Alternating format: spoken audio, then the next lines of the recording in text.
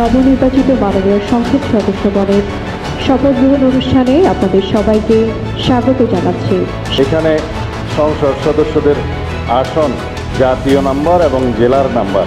Suppose আমার number হচ্ছে 294, কক্সবাজার 1। আমরা কেউ সংবিধান সংস্কার পরিষদের সদস্য হিসেবে নির্বাচিত হইনি। আমি মাননীয় চেয়ারম্যানের নির্দেশে ওনার উপস্থিতিতে আপনাদেরকে এই আমাদের দলীয় সিদ্ধান্তটা জানালাম। আমি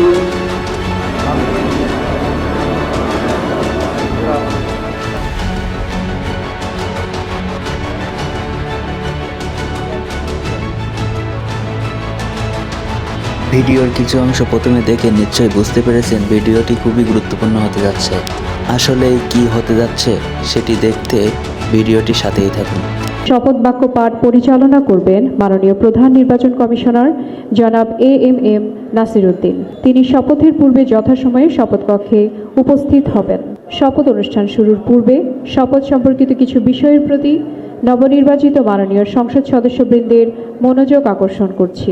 শপথপত্রের ডট চিহ্নিত স্থানে নামের জায়গায় মাননীয় সংসদ সদস্যগণকে নিজ নিজ নাম উচ্চারণ করার জন্য অনুরোধ জানাচ্ছি। আসসালামু আলাইকুম রহমতুল্লাহ।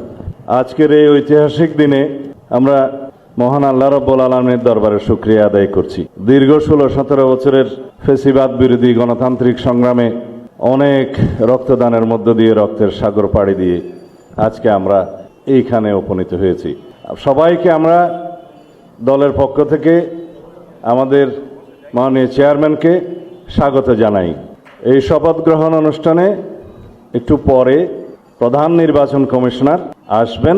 জাতীয় সংসদের সদস্য হিসেবে আপনাদের শপথ পাঠ পরিচালনা করবেন।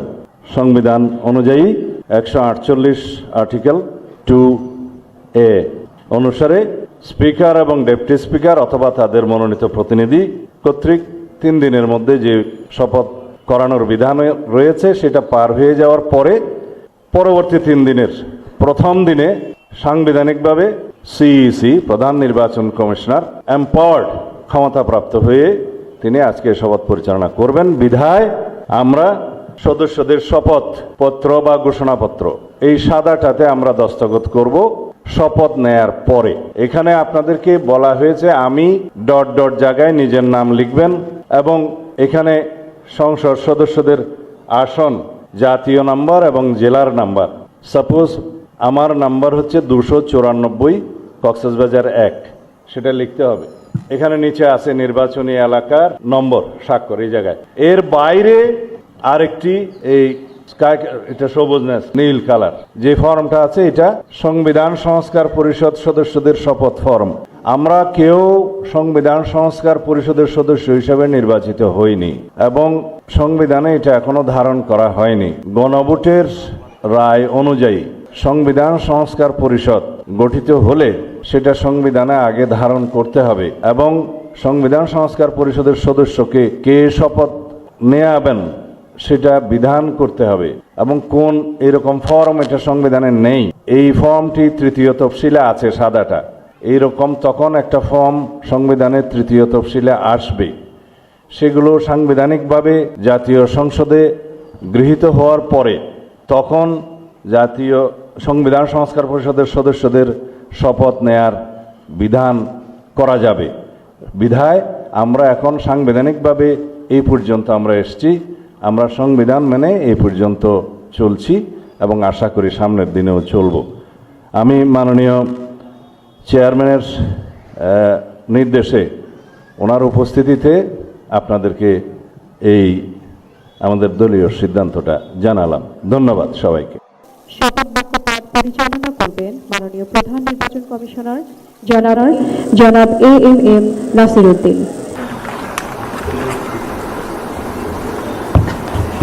আমি এখন গণপ্রজাতন্ত্রী বাংলাদেশের সংবিধানের 148 অনুচ্ছেদে মাননীয় প্রধান নির্বাচন কমিশনার জনাব AMM নাসির উদ্দিনকে ত্রয়োদশ জাতীয় সংসদের সাধারণ নির্বাচনে নির্বাচিত সংসদ সদস্যদের শপথ পাঠ পরিচালনার জন্য বিনীত অনুরোধ জানাচ্ছি। মাননীয় প্রধান নির্বাচন কমিশনার জনাব AMM নাসির উদ্দিন। করতে হবে তো।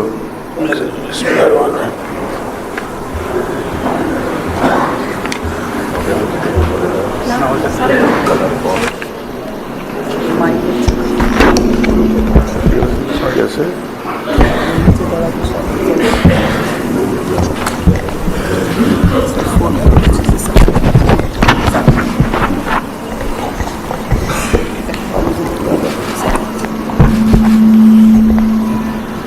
বিসমিল্লাহির রহমানির রহিম।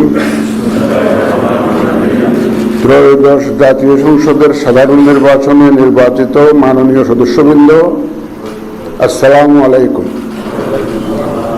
আপনাদেরকে আন্তরিক অভিনন্দন। এখন আপনাদেরকে শপথ বাক্য পাঠ করানো হবে। আপনাদেরকে অনুগ্রহ করে দাঁড়িয়ে শপথ পাঠ করার জন্য অনুরোধ করছি। উল্লেখ্য যে আমি শব্দটি উচ্চারণের পর মাননীয় সংসদ সদস্যগণ ডট চিহ্নিত স্থানে নিজের নাম পাঠ করবেন। আমি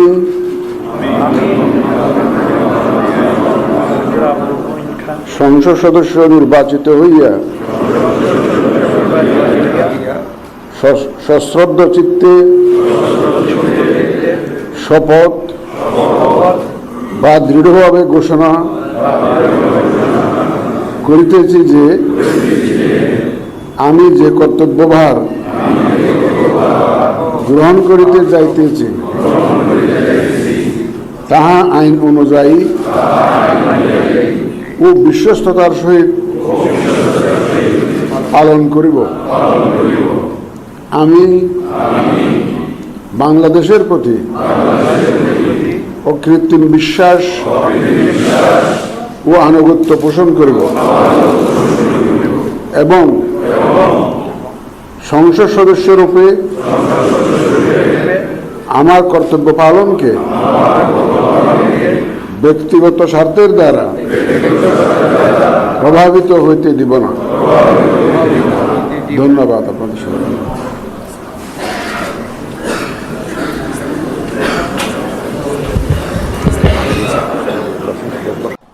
বিসমিল্লাহির রহমানির রহিম।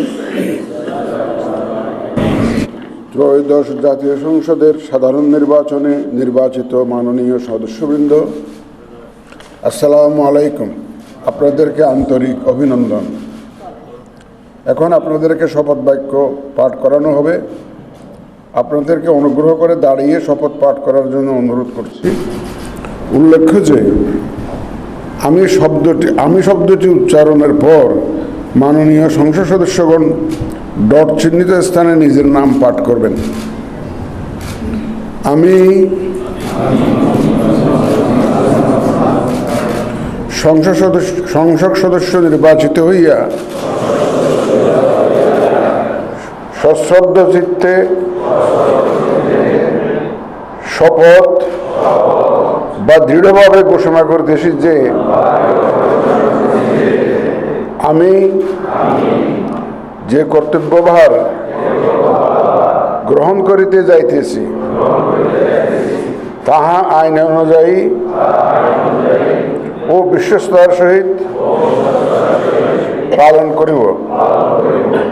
আমি বাংলাদেশের প্রতি অকৃত্রিম বিশ্বাস ও আনুগত্য পোষণ করিব এবং সংসদ সদস্যরূপে আমার কর্তব্য পালনকে ব্যক্তিগত স্বার্থের দ্বারা প্রভাবিত হইতে দিব না। ধন্যবাদ। মাননীয় সদস্যবৃন্দ, এখন জুলাই জাতীয় সনদ সংবিধান সংস্কার বাস্তবায়ন আদেশ 2025 অনুযায়ী সংবিধান সংস্কার পরিষদের সদস্য হিসাবে সদস্য গ্রহণ ও স্বাক্ষর প্রদান অনুষ্ঠিত হবে। এই লক্ষ্যে আপনাদের ফোল্ডারে নীল রঙের একটি শপথপত্র সরবরাহ করা হয়েছে।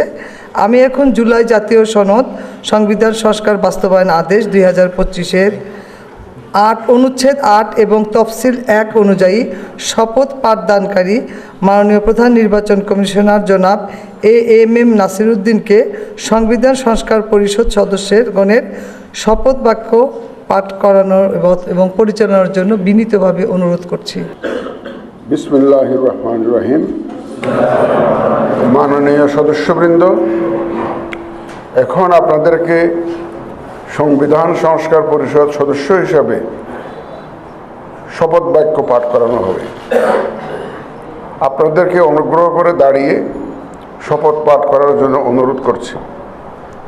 উল্লেখ্য যে আমি শব্দটি উচ্চারণের পর মাননীয় সংবিধান সংস্কার পরিষদ সদস্যগণ ডট চিহ্নিত স্থানে নিজের নাম পাঠ করবেন।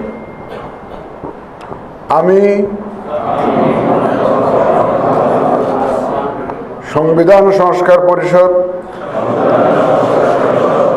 সদস্য হিসাবে সশ্রদ্ধ চিত্তে শপথ করিতেছি যে